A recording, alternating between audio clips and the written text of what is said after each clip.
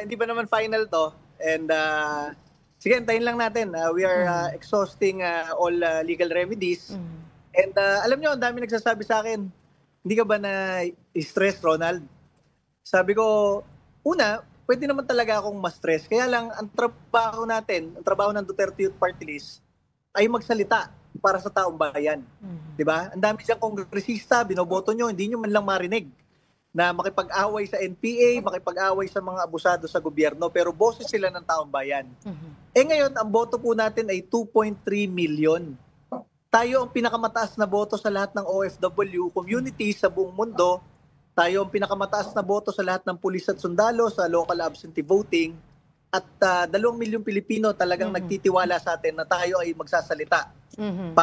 Kaya hindi tayo nawawalan ng pag-asa kasi tayo ang pag-asa at pinagkakatiwalaan ng maraming Pilipino. Alam nyo, masabi ko sa inyo, ngayon ko lang nalaman na meron pala kaming kasabay na dinisqualify kahapon. Yung congressman ng Manila. Si Joel Uy ba? Oo. Joel Uy. Yeah. Nanalo siya sa boto, pinroklama siya. Kahapon dinisqualify rin siya kasabay namin. So masabi ko dyan, sa ating demokratikong bansa, ano na lang pruweba na merong demokrasya? Bumoboto tayo every 3 years. Kahit maraming kurakot, kahit maraming abusado sa mga at red tape sa gobyerno, meron pa rin demokrasya kasi bumoboto tayo. Pero si Joel, ano pangalan? Joel Uy sa Manila.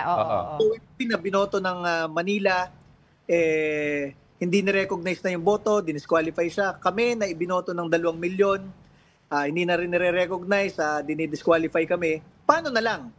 Pag hinayaan natin to at nanalong presidente si Sara Duterte sa 2028, ano sasabihin ng COMELEC? May kaso ka, Sara, noong 2025, acts of sedition and everything sa NBI at DOJ. Pero sir, Pero sir, the issue here also, sinasabi nila na, why are you holding the information that you think na sinasabi mo nga na may mga kalokohan sa Congress, sa COMELEC, you're holding that information na unless mabigay sa'yo yung upuan ninyo sa Congress. Dapat ilabas mo daw. Dapat ilabas mo daw without conditions. Pag nilabas ko yun, ang susunod na balik si Ronald Cardema. Ano po? Sorry nawala po kayo. Pag nilabas ko yun lang, hindi ko pinag-iisipan yung timing. Ang susunod na balita nyo na pinatay si Ronald Cardema.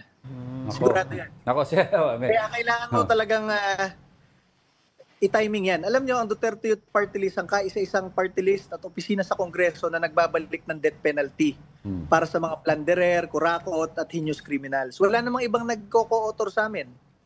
Diba? So, alam nyo na, and kayo personally, bilang mga Pilipino, alam nyo may konting mga kalokohan sa gobyerno, di ba? So, you mentioned natin sasabihin lahat yan, isa lang pakapatayin nila, di ba? Kilala nyo na ako yon. Alright. So, kailangan mo talaga i-strategize yung mismong pag-release ng information. So, will you be releasing this either sa kondisyon na kapag ikaw ay kumbaga nanalo kayo sa disqualification case, or you will release this no matter what the results will be? Kung naaaari may balik kayo at congressman ka, may privilege speech ba aasahan?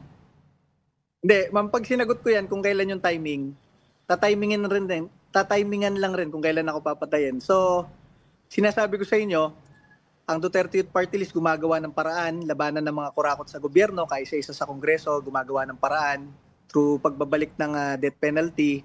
And sinasabi ko sa inyo, nag-e-exist ito, hindi pwedeng sabihin yung timing kasi I understand. timingan lang rin kung kailan ako papatayin, di ba? So Ron,